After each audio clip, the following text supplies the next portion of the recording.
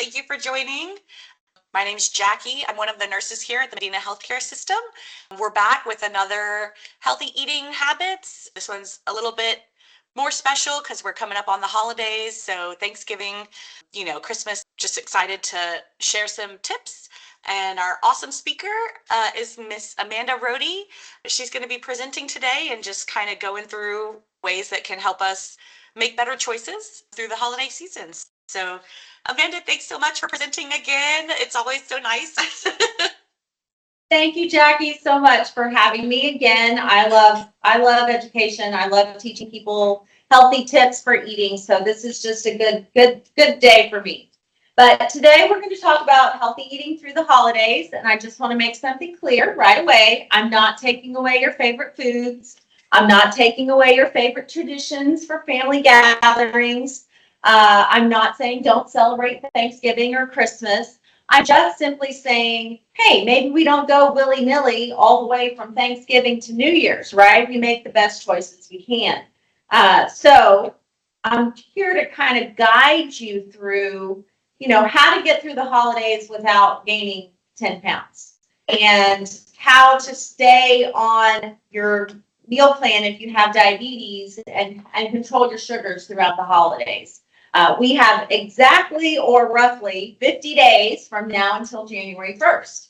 So let's not wait until January 1st to get serious about taking care of our health. So before we get started, let's just talk a little bit about what does food mean to you during the holidays? So what are some things you think food means? Food to me means family. Family, for sure. We get together. We get to see people we haven't seen all year long. We're celebrating. What else? Overeat. So some people may feel guilty because they're not going to eat all the right things. It can be traditions, like, every year we used to get together and make stuffing the way my grandmother always made it for Thanksgiving. It can be just celebrating. Some people are fearful of the holidays because then, oh gosh, I'm not going to be able to eat what everybody else is eating, or I'm going to have poor diabetes control because of the holidays. But food, let's actually talk about what it's meant to be for, right? And so, yes, food is good for all the family memories, for tied to a lot of feelings, right? We eat for lots of reasons besides hunger, right? We eat when we're hungry, we eat when we're mad, we eat when we're sad, we eat when we're bored, we celebrate with food, we mourn with food, we do a lot of things besides just eating for fuel. And so food should be our fuel. It gives us energy to get from here to there, right? But we don't need to drive to Colorado at each meal, right? We only need 4 hours worth of fuel. So we're only going to Houston. We're going to fuel up again in 4 hours. And so really watching how many calories or how many things you're taking in at a sitting can help make you have energy throughout the day instead of a high and then a low and then a high and then a low again. And food is the foundation of our health. So I always tell patients, you can't outrun the fork, right? You can't say, well, I'm going to eat whatever I want because I'm going to exercise today. I promise you, you're not going to burn 1,500 calories that you just put in from Whataburger, right? So we've got to find some balance with those things. And I do want you to enjoy food. I do want you to celebrate with your family. But let's pay attention when we are celebrating those holidays. So, why does nutrition matter? It reduces our risk for problems, right? It reduces your risk for diabetes. It reduces your risk for certain heart diseases, for certain forms of cancer. It helps with healthy digestion so that your stomach doesn't hurt. It contributes and improves focus. When my son was in school, he had ADHD. I did not send him to school hopped up on sugary cereals, right? I made sure he had eggs and high protein foods so that he could focus as much as possible until he got to lunchtime. So food can help you focus. Food can help you control your blood sugars if you have diabetes. Food can help you prevent diabetes if you don't have diabetes. My whole family has diabetes. So I thought, you know what? I'll become a dietitian. I'm going to help everybody in my family learn how to control their blood sugars. Well, my family run from me, but that's okay. That's okay. They also have gotten a lot of good information from me over the years. And it may help prevent diabetes for myself, or at least delay diabetes for myself. So, did you know how much weight the average American gains for the holiday season? Not quite that much, but the average person gains at least 5 pounds during the holidays. And that weight is actually attributed to most of the weight that people gain in a year is what we do during the holiday season. So what you choose from now until January does matter. I'm not saying you can't have all your favorite things, but maybe not every day, right? I had a patient once, he loved tamales. And this is when I worked at the Texas Diabetes Institute. He loved tamales. I love tamales, right? It's a tradition that we always have right around Christmas time. But he would eat tamales every single day for the whole holiday season. Well, one tamale is roughly 250 calories. Do you think he ate just one? No. No, he ate about 6 or 7 a day. Well, that's about 15,000 calories or 4 pounds in 10 days. 4 pounds of weight gain if you just add on those extra tamales. So I enjoy tamales, but I probably wouldn't have them for 10 days straight. But if somebody was making them for me, I might. So you gotta decide what's at your house. I love this little cartoon. It says, I don't know what that is, but don't get on it; it'll make you cry. So it's the truth. But I do think getting on the scale or trying on your favorite pair of pants throughout the holiday season is probably important because it can make you realize if you're gaining or losing during, if you kind of made a few extra choices during the holidays. So let's talk about the top guidelines for staying healthy. So the first one, we kind of just talked about it, maintaining a healthy weight. You don't have to lose weight during the holidays, but stepping on the scale once a week can kind of help you keep you in check, trying on those blue jeans to see if they still fit, making mostly healthy choices except for those few holiday parties or holiday meals that you've got going on. You can also stay more physically active. Control what you can control.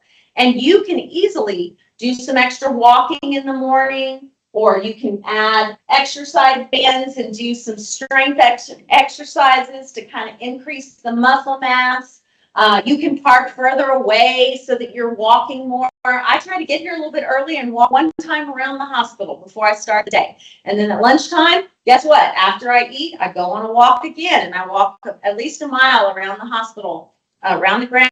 There's a lot of pretty houses around here. But figuring out ways to be more active, especially when we're consuming more and more calories. Now, you have to have a bad weather day plan, right? It's going to get cold. It's going to hopefully rain someday. So having some ideas, it could be marching in place while you're watching the news.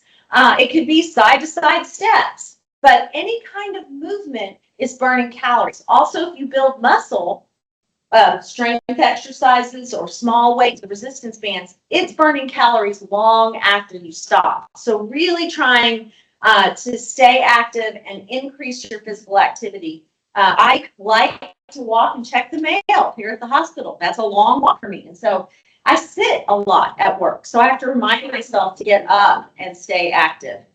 You could do squats after every meal. I'm not going to do a squat on the internet, but you could do squats after every meal. You could do wall push-ups to kind of increase your exercise and calorie burn. We want to limit alcohol consumption. So I'm not saying you can't enjoy a glass of wine or a beer or a margarita or whatever you like to have, but there is a limit. And a lot of those alcoholic beverages are really high in calories because they have a lot of sugar. And my family makes homemade eggnog, and it has a little bit of whiskey in it. And it's really good, but it's loaded with calories. So I kind of be careful with that. Also, every time you consume alcohol, your body immediately stops burning fat and starts working on that alcohol you just consumed. So it stops the fat metabolism. So we really want to kind of limit it. Sometimes when we drink alcoholic beverages, it may inhibit our ability to make good food choices. Also, we may snack more when we drink alcohol, or we may pick up Whataburger or fast food because we had alcohol the day before. So limiting your alcohol intake can help you to make better choices.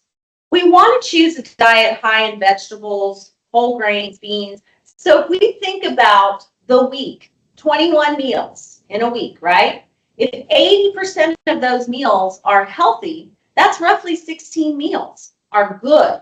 5, not so great. Now, that doesn't mean eat 2 weeks worth of calories in one sitting, but it does mean you don't have to be perfect. We want to make the best choices we can in most of the meals, but if you splurge now and then, it's okay. But look at what we're consuming. Is your diet high in vegetables? If you could change nothing else during the holiday season, the meals that you're having, up your vegetable intake. Vegetables are naturally low in calories. Now, they didn't grow in the fields with butter, sour cream, and cheese sauce, so you don't necessarily have to fix them that way. But if we can increase our vegetables, this is 25 calories a serving. It's very filling, it's very high in fiber, and so if we can increase our vegetables, if we can increase our whole grains like whole wheat bread, whole wheat pasta, brown rice instead of white rice, increasing our beans. I love beans. Beans are my favorite starch of all the starches, so pinto beans, black beans, navy beans, so trying to find things that are high in fiber, and fresh fruit with the skin is also going to give you fiber. So are there colorful things in your meals?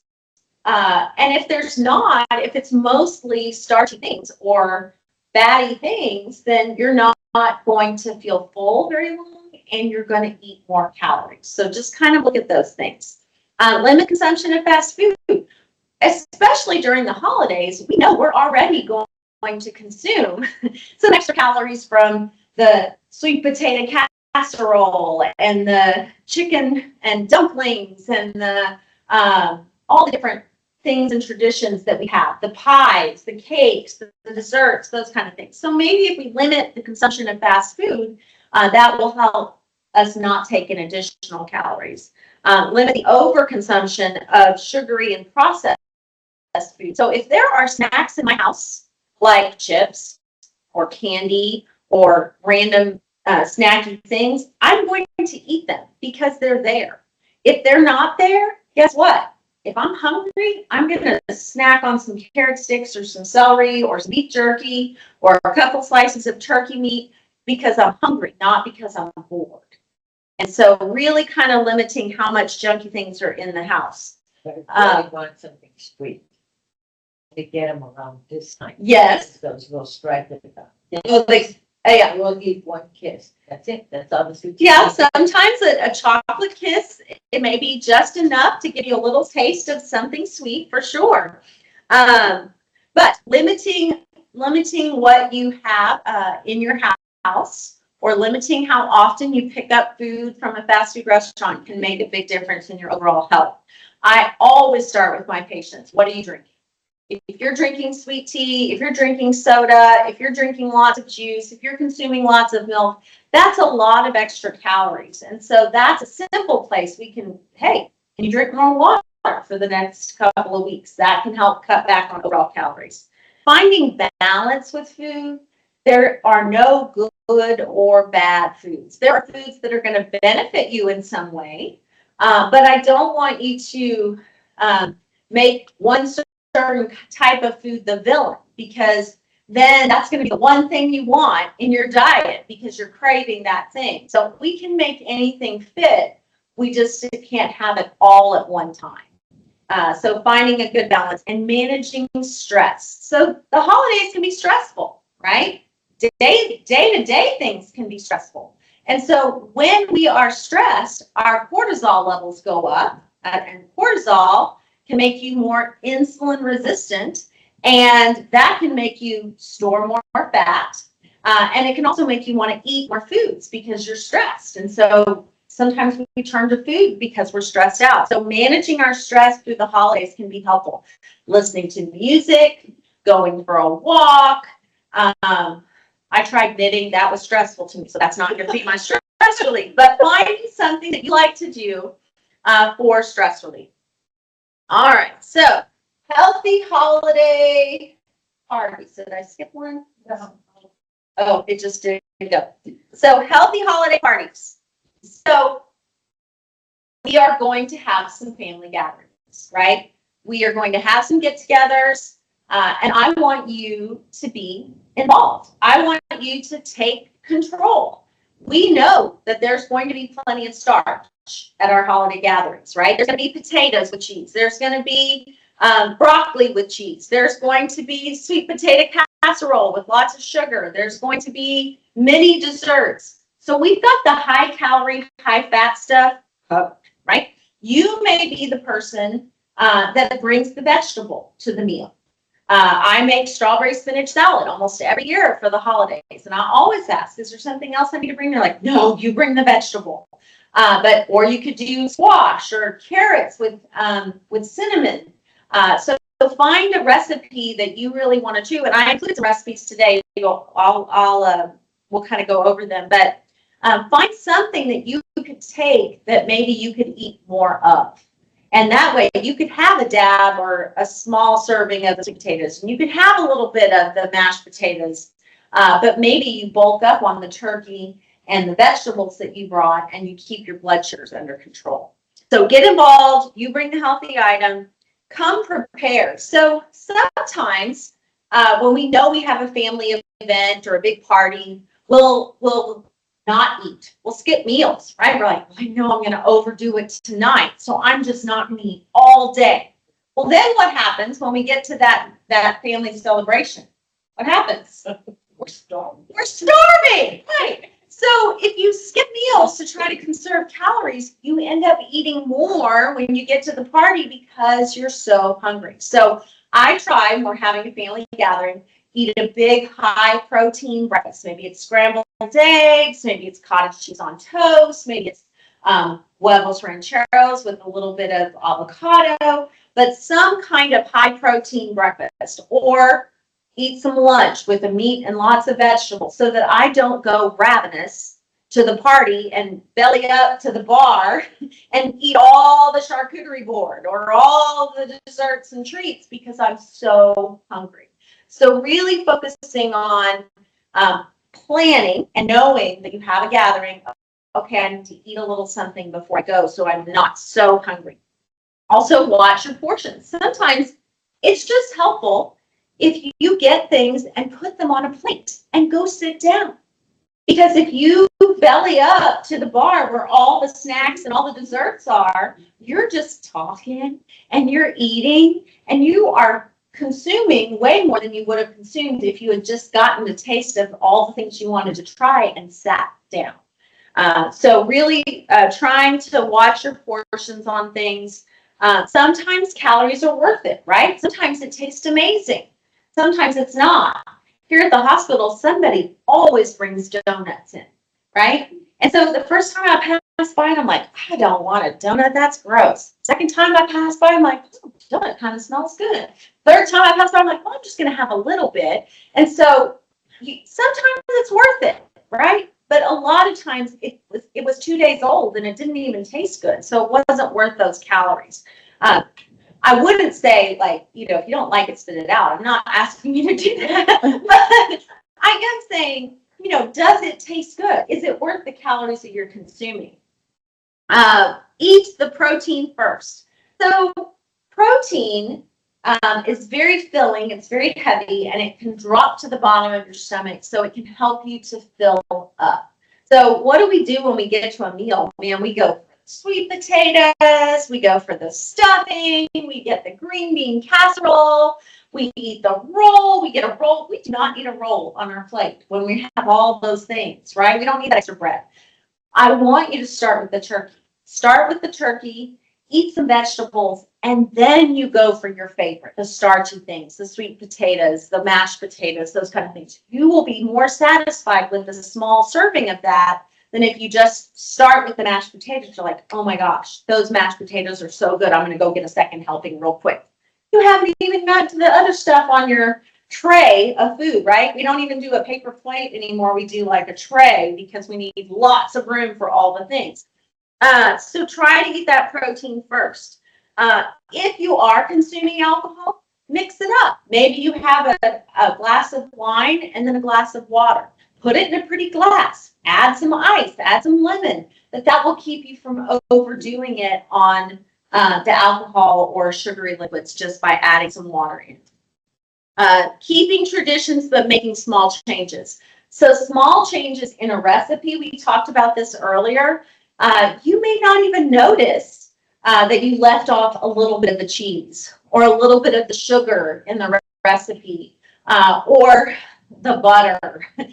So modifying recipes, especially when there's 7,000 other rich things on the table, you're not going to miss it. And so it can make a big difference. All right, so finding balance with food. So one of the biggest things that can really help you to make overall good choices is staying hydrated. And as I say that, I remember I'm supposed to drink my water here, but sometimes you think you're hungry and you're actually thirsty, right?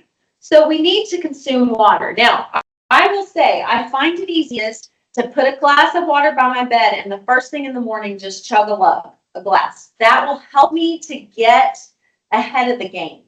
I used to have a water jug that used to say, you can do it, keep going. It had like times of the day. And I really liked that because I would look at my jug of water and I'd be like, oh my gosh, it's 1 p.m. and I haven't had any water to drink. So it kind of reminded me to drink water throughout the day. But really focusing on water. Water helps to remove waste from your body. It helps to keep blood sugars under control, and it helps you from overeating. Keep moving. So even if you know that the holiday season is full of high fat calorie foods, maybe you start a tradition of walking after that big Thanksgiving meal, or getting up early that morning and going for a walk. I know there are some families that turkey trot before they consume that holiday meal. Whatever works for you, but keep moving. Don't spend the next 2 weeks hibernating on the couch, in between meals. Enjoy foods in season. So we're going to get to some of the fruits and vegetables that are in season right now, but it can really mean that the food has more flavor, more nutrients in them, and so they taste better. And it allows you to try some things that maybe you wouldn't have other times of year, like pumpkin or sweet potato. Flavor your foods. So you don't have to only flavor your foods with butter, cheese, and sour cream, right? We could add lots of different herbs and spices. I mentioned earlier, cinnamon is great on carrots. It's great with sweet potatoes. Using lemon or lime on things can replace some of the salt in some of our recipes. So really flavoring up your foods can really give your food a good kick and where it still tastes great, but we didn't overdo it with the butter and cheese. Increase fermented food. So sometimes during the holidays, our stomach has had so much rich food that it's kind of mad at you. It's irritated, right? Or we get sick and we have to go on antibiotics, and that kind of kills the good gut microbiome. So fermented foods like sauerkraut or pickled items, yogurt, pickled vegetables, those kind of foods help to replace some of that good bacteria and keep your stomach strong. So it can help to keep you healthy throughout the holidays and also not get sick as often. So we need to increase our fermented foods. And lastly, eat with intention. And we're going to spend a lot of time on eating with intention because I feel like we're all distracted in this world, and when we're eating, I want you to be eating. I want you to be focused on what you're consuming so that you enjoy it. If otherwise, you just ate it, you didn't even taste it. So really focus on intention. So some of the foods that are great in the fall season, Brussels sprouts, and if you haven't chopped up Brussels sprouts really small and sauteed it on a grill, or you can even steam them in the microwave if you buy frozen ones, and then smash them and add a little bit of Parmesan cheese to them, they're great. Brussels sprouts are great. My family always kind of wrinkles their nose, but I said, just try them. And once they try them, those are really good. Or if you have the grill outside, the flat grill, everybody's cooking on those now. You can do a lot of fun things out there on that grill. Cabbage. Blackstone. I use cabbage in a lot of things. So you can chop up cabbage and make your hamburger meat go further. You can do a stir fry with it. You can make, I've heard people say they make cabbage steaks. They cut them into big chunks and bake them in the oven, kind of broil them. I don't know about calling them cabbage steaks, but it's a good way to get them in there. Collard greens add a lot of color to things. Mushrooms add a lot of flavor to things. Spinach, I put spinach in a lot of things. I stuff spinach in chicken breasts. I throw spinach in my omelets in the morning, and they're naturally super high in fiber, super high in a lot of vitamins and nutrients that are great for you. Apples. Slicing up an apple and adding cinnamon and baking it in the oven can be a sweet treat without it being overly sweet. Cinnamon is great. Squash, pumpkin, potatoes. So all of these things are great ways to think about how can we incorporate more color, more flavor into our food so that we can really enjoy the season. So let's talk about eating with intention. So I don't know about you, but I do everything fast. I walk fast, I talk fast, I eat fast. So we need to slow down. The average person takes about 7 minutes to consume a meal. It takes 20 to 30 minutes for the stomach to tell your brain that you're full. So if you eat really fast, you're going to eat way past that comfort zone, right? If you ever had to take a deep breath in the middle of a meal, that means you're full. That is not you making more room for more food. That is you are full. So slowing down during mealtime can make a big difference. I once did a mindful eating practice, and I gave everybody a chocolate kiss. And before I knew it, somebody had the chocolate kiss and already swallowed it. I said, wait a minute, I didn't even say to open it yet. And so I walked them through the process of, okay, first I want you to unwrap it, and so, some people had unwrapped it really, really quickly. Okay, now I want you to place it on your tongue. Well, half the group had swallowed it before they'd even tasted it, right? Okay, I want you to roll it around in your mouth and really taste that chocolate piece. Okay, now you can swallow it. Well, half the class failed, right? Because half the class already ate the chocolate without even tasting it. So I want you to taste your food when you are consuming it. Savor those flavors. Give yourself permission to eat some of your favorite things. I don't want you to feel bad about food. I want you to enjoy food. But if you're going to have it, pay attention, right? Don't just shovel it in while you're watching television or while you're working at your computer. Enjoy the food, taste the food. Does it taste like you expected it to taste? Maybe you keep eating it. Does it not meet up to your expectations? Maybe you stop eating it. You're like, I just need enough protein to get from here to the next meal. So be present while you're eating. No distractions. Now, this is a little tough during the holiday meals, but other meals, pay attention to what you're consuming. Set your fork down between bites.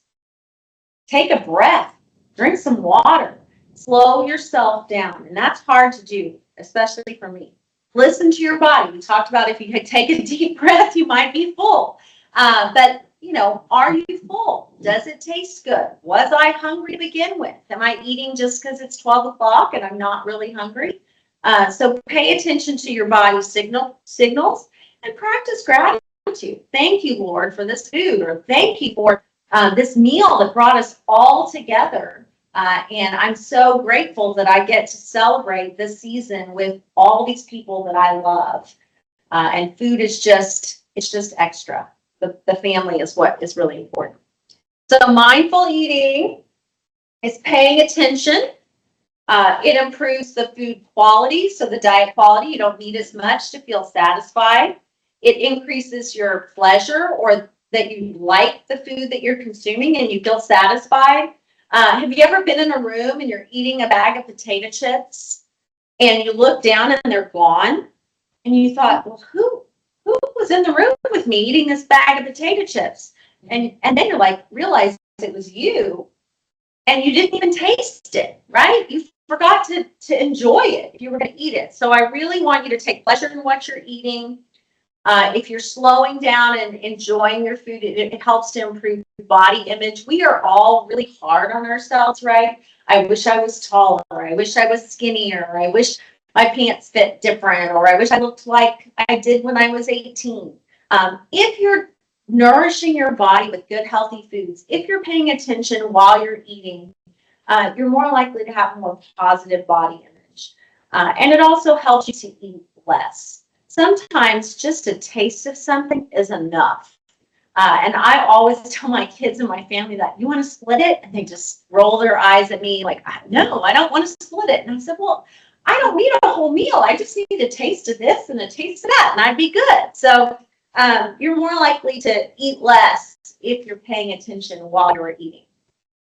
So finding balance with food is so important. So when we look at our plate, the order you eat matters. So that protein drops to the bottom of your stomach and helps you to feel full. The vegetables contain a lot of fiber, and fiber expands in your stomach, also helps you to keep full. There's very little fiber in mashed potatoes or white rice or white bread or tortillas. So, but I'm not saying don't have them. I'm just saying maybe start with a few bites of meat and a few bites of vegetables before you go to your favorite starch. That will help with blood sugar control. It'll help you from overeating on the starch things, and it will help not overeating overall. And these things are naturally lower in calories, whereas the starchy things are 80 calories by themselves without all the butter, sour cream, and cheese that we're adding to them. So the order you eat can help to keep your blood sugar in check. It can help incorporate more protein and fiber into your meals so that your blood sugars don't spike up and drop. Because your body doesn't like the roller coaster.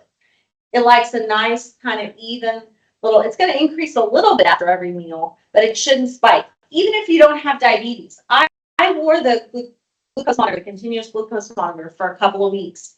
And it was amazing to me, even though I don't have diabetes, if I ate just carbs by themselves, how much my blood sugar spiked. Well, every time your blood sugar spike, your pancreas kicks out more insulin. And insulin is a fat storing hormone. So every time your blood sugars go up, you stop burning calories and you start storing. And so we don't want our blood sugars to go sky high. That makes us more insulin resistant and makes us store more fat.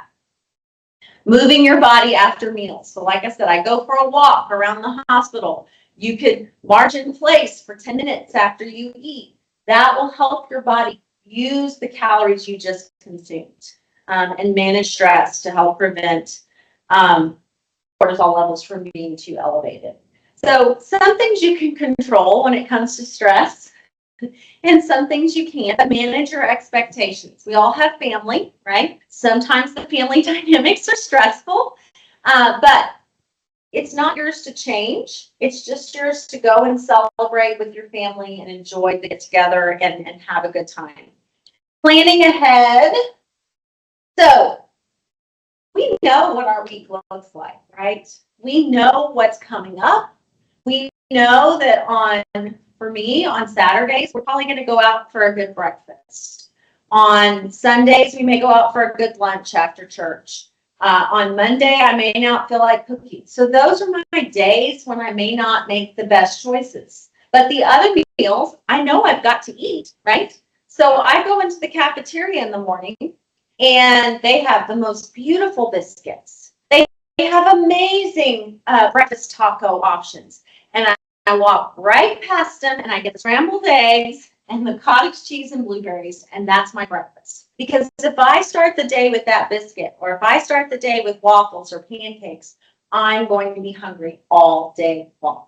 So really focusing on making the best choices that you can at most of your meals with those little splurges here and there, it's not going to be the end of the world. Try not to skip meals. We talked about this, but you can't save up for winter. If you do, you're going to overeat. So I want you to eat consistent meals, especially if you have diabetes, because then that keeps your blood sugar stable. We don't want our blood sugars kind of low all day and then spike right in the evening because we ate this ginormous meal. So really focus on eating consistently, making 80% of your meals healthy, and then timing your meals with your medication. So if you're on insulin, some kinds of insulin work in about 15 minutes and they're gone in 2 hours. Some are long-acting insulins. If you're on pills like glitazide or glyburide, those pills are going to make your pancreas release insulin. So you want to take it before you eat. You can't take your insulin 2 hours after you eat and expect it to cover lunch. So really timing your meals with your medication. You can't take a diabetes vacation. In other words, wherever you go, your medication needs to go with you and your monitor so you can check your blood sugars and know whether or not you need to adjust your insulin or adjust your diabetes medications or add in some walking or some water to help to bring your blood sugars down.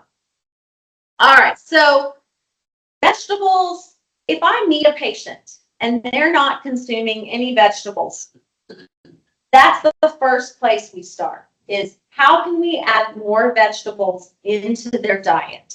And it could be, and I've had patients tell me, I don't like vegetables. I said, I don't really care. You have to eat them because you're not going to be healthy if you're not eating them. So it could be raw, it could be fresh. I buy a lot of frozen vegetables because they're not going to rot in my refrigerator if I don't get to them by the end of the week. You can hide them in things. So like one of the things they've learned to make a lot of money on us with cauliflower. And growing up, I never liked cauliflower. But what cauliflower is it's a filler. So you could throw it into a stir fry, you could throw it into your scrambled eggs. I know it sounds crazy, but it's just a way to make your eggs go further or your meat go further, and it's going to add in some fiber. These vegetables, all of them are roughly 25 calories, and they each have 3 grams of fiber, and that's just per serving. So if you eat 2 or 3 servings of green beans, you're getting 75 calories, but you're getting 6 or 7 grams of fiber. So we want to increase our vegetables for that. We want to fill half of your plate with vegetables. So even at Thanksgiving, I want you to focus on, could we make half of that tray vegetables? Could we have a lot of salad, a lot of turkey, and a dab of each of the other high calorie things? Limit added fat. So season your vegetables, but don't smother them or cover them in cheeses and sour creams and ranch dressing and all of those things. If your salad is floating, you might have too much salad dressing, okay? We talked about protein, and I can't stress enough, if you start the day with protein, 20 to 30 grams of protein, it will help you eat less throughout the day. So really pushing the protein. Most of the time I'll see patients and they're eating like 2 pieces of toast and 1 scrambled egg. 1 scrambled egg ain't going to cut it. You got to add in some egg whites, or you could add in some Greek yogurt or some cottage cheese, because we need to up the protein content at breakfast. We want to look for mostly lean meat. So we want to look for the word loin or round or the chicken. Any of those things are very lean meats. Even the dark meat, chicken is still very lean. But you don't hear the word loin or round in bacon, sausage, hot dogs. Those are all processed meats, and they're all super high in fat. Now, I love bacon. Bacon and cheese are probably my the hardest things for me to not over consume. But I don't eat them every single day. I eat them once in a while. And so that's kind of the key. I do a lot of cottage cheese. I do a lot of Greek yogurt just to try to up my protein intake so that I'm consuming enough and not over consuming on the other things. Balancing carbs. If you're having something, if you have diabetes, but even if you don't, if you're having carbohydrates, which turn to sugar, you want to add in some protein because that's going to help your blood sugars from spiking too much. And it's going to help you from overeating some of these starchy things. So balancing protein and carbs at your meals and snacks can make a big difference. Choosing high fiber foods. So a lot of the foods we eat are naturally high in fiber. So your vegetables, your beans, your whole wheat bread, chickpea and lentil pastas are naturally high in fiber. There are a lot of fiber supplements out there, and there is nothing wrong with adding them to your diet, but I still want most of your fiber to come from food. If you're not consuming any fiber, you're overdoing it on the processed white stuff, all the starchy things. So fiber helps to control hunger, it improves weight, it improves regularity. It really helps us to limit some of the processed starches. Now, when you increase fiber, you need to increase water, which brings us to the very next slide, which is avoid or limit sugary drinks. So you could probably see me walking around going, drink more water. Hey, have you had water today? Because so many people are drinking coffee milkshakes for breakfast or Monsters for lunch or large amounts of iced tea. Those are all diuretics. Anything with caffeine is a diuretic. It's not going to hydrate you. Not to mention all the extra calories that you're consuming. So water, water, water. Sugary liquids affect your weight, affects your blood sugars. I had a patient the other day, he was drinking a case of soda every other day. And so that, it makes you feel good initially, but then you feel bad. And so then you feel good again, so you drink another soda. And so really making these changes can make you feel better and have better blood sugar control. And it doesn't matter if it's natural sugar, like that's in juices, or added sugar that's in like the sweet teas. Sugar is sugar, and it's going to really raise the blood sugars, and you're going to take in more calories. Are you active? So when I meet a patient, we talk a lot about food, but if they're not moving their bodies, you kind of become like the Tin Man, right? Things aren't going to move as well if you don't move them. And so we want to keep exercising, keep moving, figure out ways to walk after meals, figure out ways to add in some weights. You can have a whole weight machine just with an exercise band. You can stand on it and do pull-ups. You can put it around the door and do pulls. You can put it around your legs and do like leg penguin walks. But any of those things are resistant type exercises, and they burn calories long after you stop. And so we want to keep exercising. If you work out with a friend, then on days when you don't feel like moving, they're going, okay, come on, just put your tennis shoes on. We're going to go for a walk. It's also good stress relief. So we need to be exercising. And lastly, we want to make healthy habits for a lifetime. If you don't plan, you're going to plan to fail, right? If you don't know where your next meal is coming from, then your belly does the thinking. So I want you to know what you're going to eat before that meal happens. Increase your vegetables, have protein in every meal, increase fiber, don't drink sugary liquids, and move your body. Okay? Well, that's about it. I apologize for kind of taking up your whole day, but I'm excited about the holidays and not gaining a whole bunch of weight. Woohoo! We're going to stay healthy.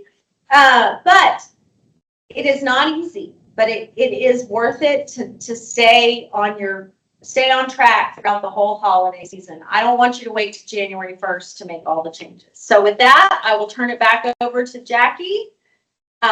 Or if y'all have any questions, we can answer those things.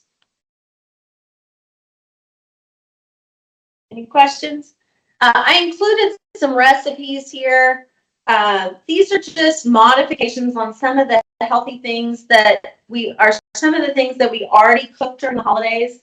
But it's a lot of focus on, could you make pork tenderloin? And I love to do pork tenderloin in the crock pot. Could you modify your green bean casserole and make it a little bit lower in fat?